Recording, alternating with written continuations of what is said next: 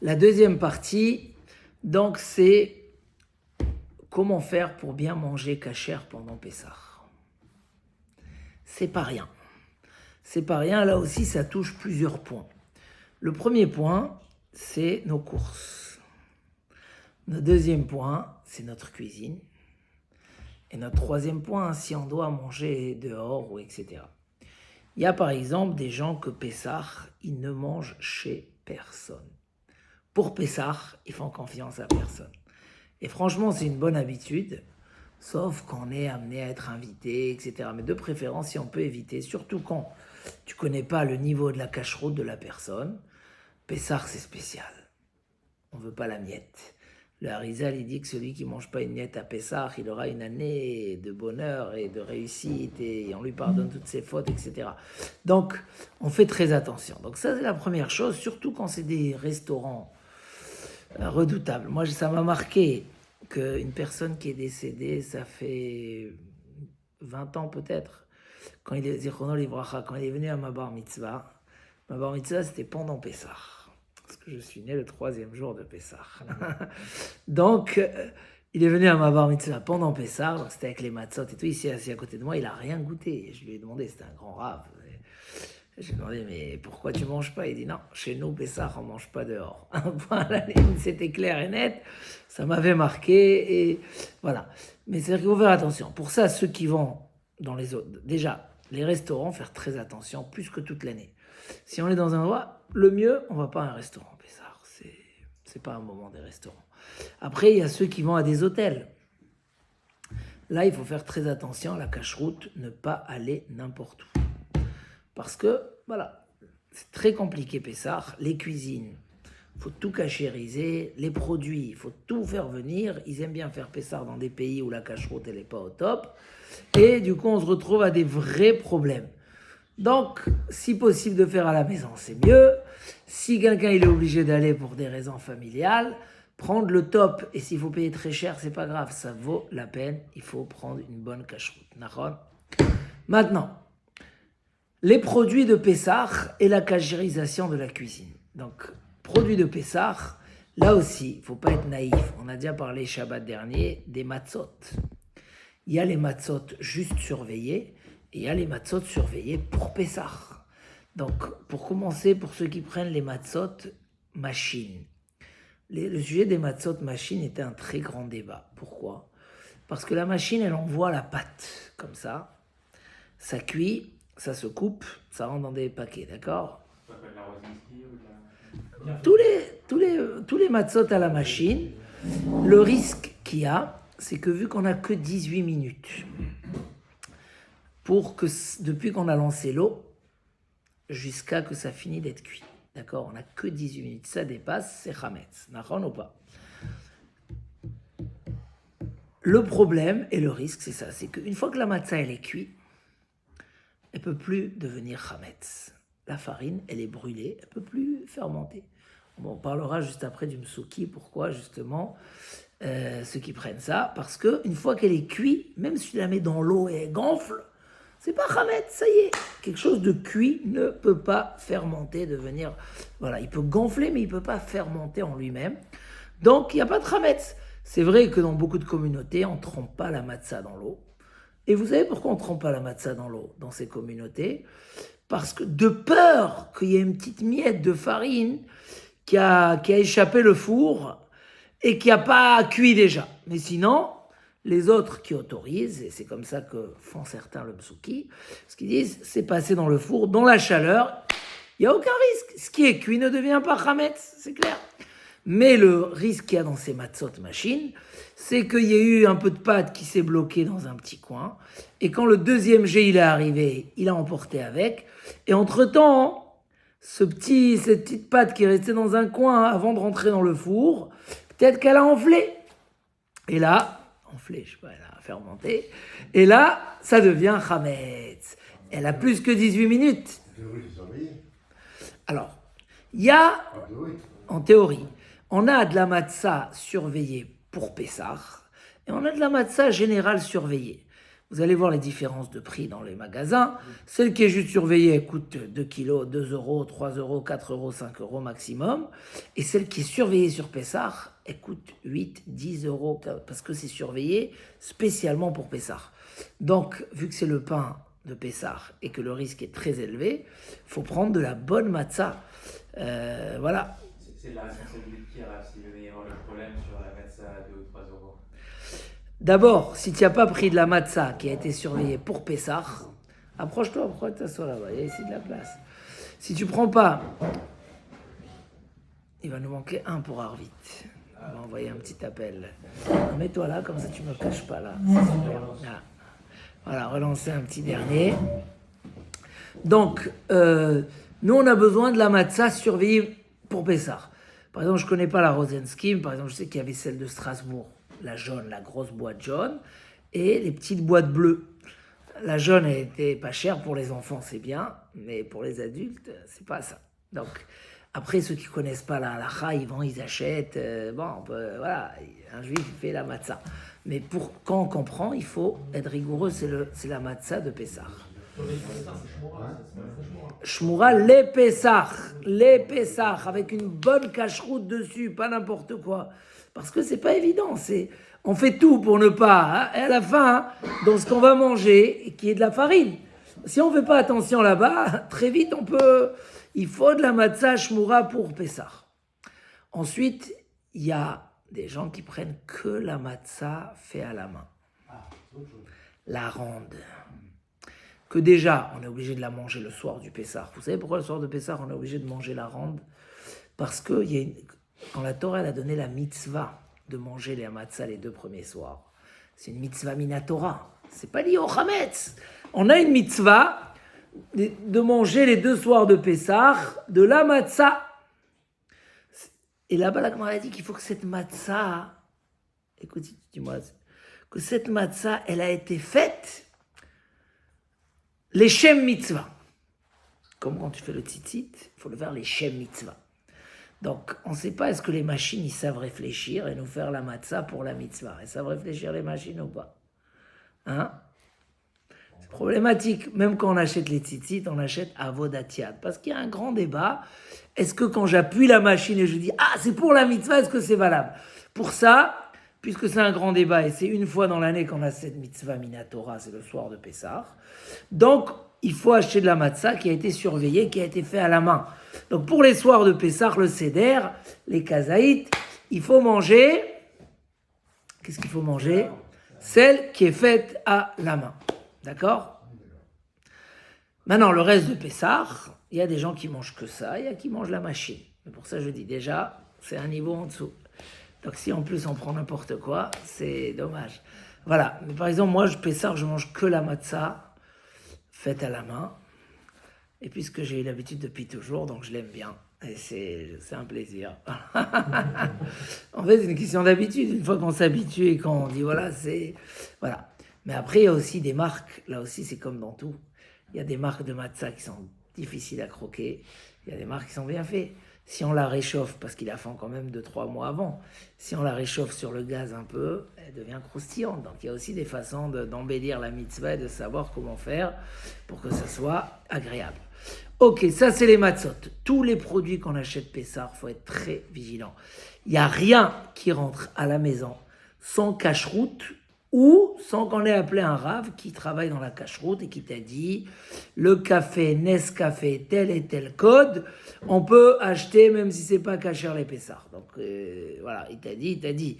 Mais sinon, rien ne rentre. Quand je dis rien, vous allez me dire est-ce qu'on peut prendre le Perrier ou la Badois? Il faut voir la liste de Pessah. Parce qu'il y a même des choses qu'on n'imagine pas qu'il peut y avoir un problème, mais il peut y avoir un problème. Donc voilà. Toute nourriture rentre que cachère les Pessah. Sauf les légumes et les fruits, évidemment. Mais qu'on lave bien avant, certains même les épluchent parce que ça a peut-être touché du chametz. Non, pour vous dire jusqu'à où, par exemple, je connais aussi des familles, je vais pas parler des minagim de Chabad où ça va très très loin, mais il y a des gens ils épluchent tous les légumes. Ils prennent aucun légume qui n'est pas épluché. Tout est épluché parce que ça touche. Ceux qui ne le font pas, au moins il faut bien laver les légumes, parce que si la tomate, et qu'elle a été posée sur là-bas où il mangeait son pain, le bonhomme, voilà, on craint, Pessah, on craint loin. Donc la cacheroute, tout est surveillé, tout on fait attention, qui est la hashgacha et la cacheroute. Le piège pour ceux qui vont en Israël, c'est qu'ils te marquent dans la cacheroute, lo kolel Pessah. Ça n'inclut pas le Pessah. Et celui qui voit pas bien le tampon, il dit, ah, hashgacha, Pessah. Faut voir est-ce que ça inclut Pessah ou pas. Il y a ceux qui prennent pas les kitniot. Hein? C'est quoi kitniot? Tout ce qui est les légumineuses, non? Qui est bon en fait, tout ce qui est légumineuse, le maïs, les fèves, le riz. Bon, le riz, c'est un autre débat. Parce que beaucoup de Sfarades aussi ne prennent pas le riz. C'est juste les Tunisiens qui prennent le riz, parce qu'on leur a autorisé pendant la famine. Mais avec ça, il faut bien vérifier qu'il soit propre, etc. Donc, il y a les Tunisiens, ils prennent pas les pois chiches. Parce qu'ils disent que hummus en hébreu, c'est hametz, ça ressemble à hametz. Mais ils prennent le riz parce qu'il a été autorisé. Hein? Mais ils prennent le riz parce qu'il a été autorisé quand il y avait la famine en Tunisie. Et d'autres prennent, oui, les pois chiches, parce que les pois chiches, pour eux, c'est des kitniotes standards. Mais ils prennent pas le riz. D'accord? Chacun a ses minagim à respecter. Et les Ashkénazes et une petite partie des Sfarades, petite, ne prennent pas du tout ce qui est kitniot. D'accord? Donc là aussi, vous avez, c'est marqué kacher les Pessar, kitniot. Il faut savoir lire les tampons, c'est très important. Et ne pas se retrouver avec un truc, voilà, même le sel, voilà, à moins qu'un rave, il t'a dit tel code de sel, il n'y a pas de problème. Parce que dans toute chose, on peut mettre de l'amidon. Aujourd'hui, l'amidon, c'est du chametz. Et l'amidon, elle se trouve partout. C'est un produit qui blanchit. D'accord? Donc, tu as pris du sel avec de l'amidon. Tu as mangé du chametz. Non, c'est important de réfléchir à tout ça à l'époque. Hein? C'est de l'amidon de pommes de terre. Mais il y a l'amidon de blé. Et l'amidon de blé, il est chametz. Non, mais c'est clair. À l'époque, il y avait un grand débat sur le sucre. Parce que aussi, on pouvait le blanchir, etc. Donc, chaque chose, on vérifie. Il y a des choses qui sont dans la liste de Pessah. C'est marqué qu'on peut prendre, mais très peu de choses. Voilà. Sinon, celui qui veut manger kasher les Pessah, il doit bien faire attention à la hashgacha. Moi, je vais vous raconter une petite histoire qu'on a eue. Quelqu'un est venu chez nous à Pessah, et il a fait sortir du chocolat, parce qu'à Pessah, le chocolat au lait, il a une bonne place pour les enfants, c'est un peu les... Et à un moment, c'était un élite, un très bon chocolat au lait. Je regarde la composition, et je vois que c'est pas marqué kasher et Pessah. Je regarde la composition, et il y avait du chametz dans le chocolat au lait. C'est un truc de fou. Et où il a acheté le chocolat au lait? Il l'a acheté à Hyper Cacher. Après, j'ai appelé le patron et tout. Mais c'était quoi qu'il y avait? Il y avait du chametz dans la tablette de chocolat au lait blanc. Alors, ils ont oublié de l'enlever des machins. Mais depuis quand on mange du chocolat au lait et du chametz? En Israël, ils essayent de mettre un peu tout. Et il y avait du chametz. Et c'était pendant Pessah, tu t'imagines? Donc ça, c'est chez des religieux. Alors, si c'est pas religieux, si on ne fait pas attention, très vite, et il y avait mamage du chametz mais Pessah. Ouais. Pour tous les Ashkénazes, c'est interdit kitniot. Si on a mis à moitié Ashkénaz, je lui dis, t'as pas le droit kitniot ou il a le droit? Tous les Ashkénazes, c'est interdit kitniot. Il n'y a pas d'exception. Après, s'il fait tchouva et qu'il n'est pas au niveau, c'est pas du chametz qu'il mange, c'est juste le minag de ses parents qui suit pas, d'accord, de ses arrière-grands-parents. Donc je sais pas s'il faut le brusquer avec ça, tu vois ce que je veux dire, s'il est loin de la Torah. Mais parce que c'est pas du chametz pour les Ashkénazes, c'est juste que le risque des mélanges avec le blé et tout ça était tellement élevé qu'ils ont interdit et ils ont interdit ferme, et malgré qu'on a voulu le réautoriser, impossible. On n'a pas un beddin au niveau de l'époque qui peut nous... Et Rav, pour un Ashkenaz comme ça qui n'a pas le droit à Kishia, s'il en prend, c'est une transgression à vache qu'il fait? Autant qu'il mangeait du chametz? Non, c'est une transgression du minag de ses parents. Les minagim, ils ont quand même une importance, donc il a cassé le minag, altitosh Torah timera. C'est une halakha où on apprend qu'on n'a pas le droit de transgresser les minagim de nos parents, mais il n'a pas mangé du chametz. C'est pas lié au chametz, d'accord? C'est lié à la transmission. Même si sur les deux parents, il n'y en a qu'un qui est Ashkenaz?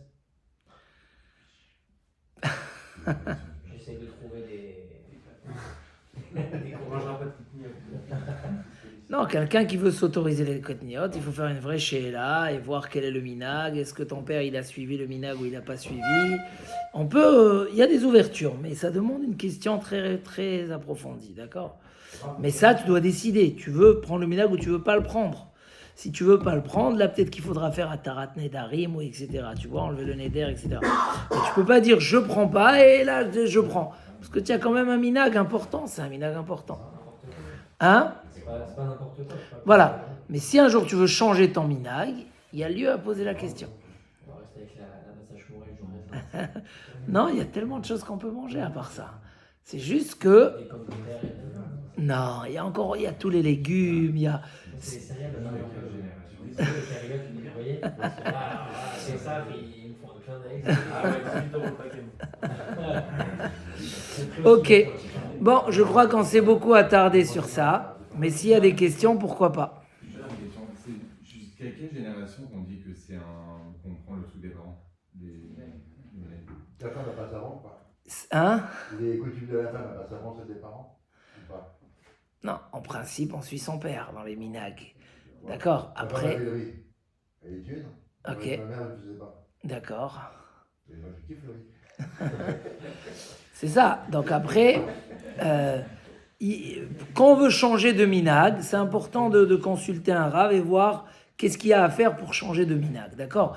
Mais pour changer de minag, il faut quand même Une conversion. qu'il y ait au moins un des deux. Je suis converti, c'est bon. Non, j'ai compris. Ça peut arriver qu'on dit à la maison d'où on veut prendre ce minag, etc. Surtout dans les kitniot. Et par exemple, pour moi, c'est-à-dire qu'à partir du moment où lui, il a pris ce minage-là, moi, j'ai toujours mangé du pain. Mes parents, ils ont toujours mangé du riz à la maison. Bon, C'est-à-dire que toi, tu as reçu le minag de tes parents, voilà. il y a pas ça vend pas Je aussi. crois que je regardais manger. Il y a des possibilités sur ça, surtout quand ça vient dans un couple et que l'un il doit suivre l'autre conjoint. Alors il a le droit dans ce minag-là. Ok, pour terminer, comme ça on va quand même un petit peu parler de Pessah, mais c'était quand même c'est intéressant halachiquement pour bien être un bon juif qui fait bien ses halachot.